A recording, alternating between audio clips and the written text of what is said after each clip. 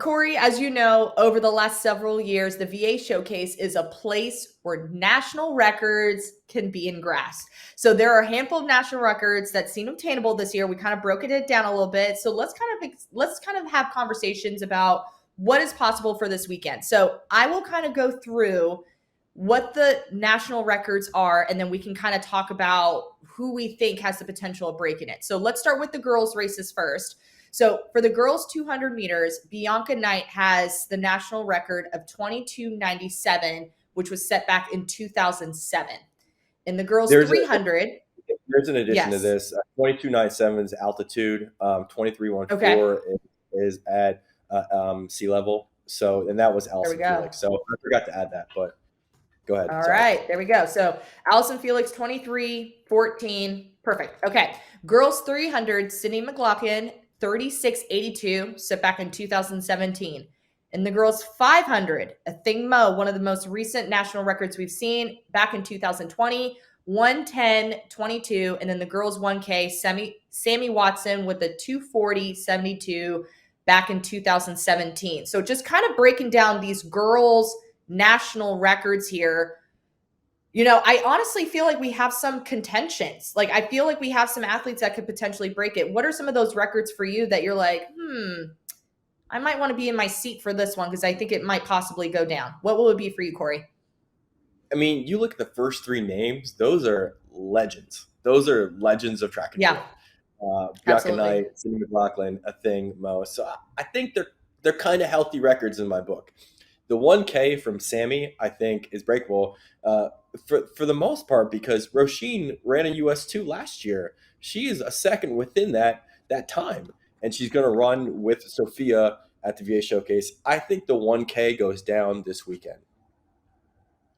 Oh, okay. That's a Yeah. good What pick. about all right? What about you? How do you see this? See, it's so hard because it's like you mentioned, the first three names, Bianca Knight slash Allison Felix, Sydney McLaughlin, a Thing Mo, they're very healthy like they're very healthy times. I can potentially see a Thing Mo. I don't know if it's going to be the VA Showcase, but after just seeing how Sophia Gurion ran at the 757 showdown, potentially I can see that being broken. Potentially. I don't know if it's going to be from this weekend, but just maybe possibly down the road, I can see it happening. Now, also for this 300 meters, 36:82, I'm thinking of Shanti Jackson and potentially Kanaya Johnson. So Shanti Jackson ran a 38 flat on a flat track. And I'm interested to see if this is even on her radar because I think Shanti has the potential. She's just a junior. We still have one more year. But also Kanaya Johnson, just after having conversations with her over the last couple days now, is with her incorporating weight training and just being so surprised at the times that she's dropping in this 300. I think that's also something we need to look out for. It's really scary to think something faster than 36.8 might potentially happen, but at this point, I'm like, hey, it's the VA Showcase. Anything can happen. What are your thoughts on that? The 300. I don't see it. I Really? no. And the reason I say that, no disrespect, but I think the focus for Shanti has been shorter distances. I mean, she trains. I'm assuming she trains over distance, but you look at her 400 record over the last couple of seasons. She hasn't run it very often, and she just hasn't been really tuned up for it. So, I mean, she has to have a little bit of that endurance to help her, kind of go for a 300 mark. And I just don't know if that's possible right now. I mean, you could say I'm a hater right now, but Hater, Cory. You're a hater. don't see it. I don't see it. I hope, give me crap about it if you see me over the weekend. But yeah, I don't see it.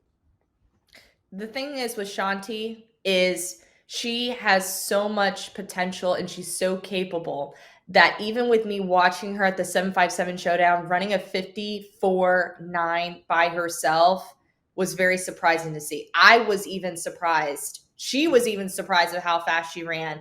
And I'm still voting for Shanti Jackson for this girl's 300. but we can agree to disagree. So let's talk about the boys really quickly. So we have 3 races down right here. The boys 300 meters set back in 2018. We mentioned him earlier, Brian Herron with a 32.64.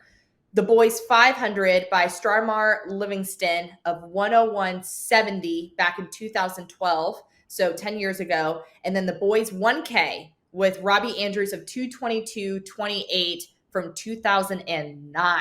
So, Cory, what are your thoughts here? Boys 300, 500, and 1K. Can we see one go So down? Or 2 I, or 3? I'm saying two. I say two. Okay. I think the 300 will get close to going under 33, but we won't get 32.6. Boys 500. I just spoke with Will Sumner last night, and we talked about the 500 record. Right now, I mean that's a time that a lot of boys have gone after in recent years. Tyrese Cooper got very close. Justin Robinson got very close. And even Justin Braun last year got close, but they just weren't there. But the similarity to all 3 of those guys are that they are 400 and below. Will is 400, 800. He's got the strength and the speed to really put this down. I mean, he just ran 21.66 in the 200. He's got foot speed, and he just ran 152. You know, when you look at Strymar's record, when he set that record, his top 800 meter time was 151. So I think Will has a very realistic shot at going for this record over the weekend. It will be his only race of the event. And as long as he gets through that 800 meter mark around 153, I think, or 154, he can get it. I absolutely believe he can get it. And then in the 1K, probably less likely because Reinhardt is running basically a rust buster, and he's not at his peak physical fitness right now. But I don't doubt this guy. We know what he can do, and we know that he's capable of 222. Actually, you know, if he does it, that would be the more exciting, shocking things that I would love to see. But Mm-hmm. I'm going to say only the 500 actually, but 1K I hope it happens. But I'm going to say 500. So we went from 2 to 1 now for Cory Moore. Yeah. Okay. What? All right. Same question to you, Olivia.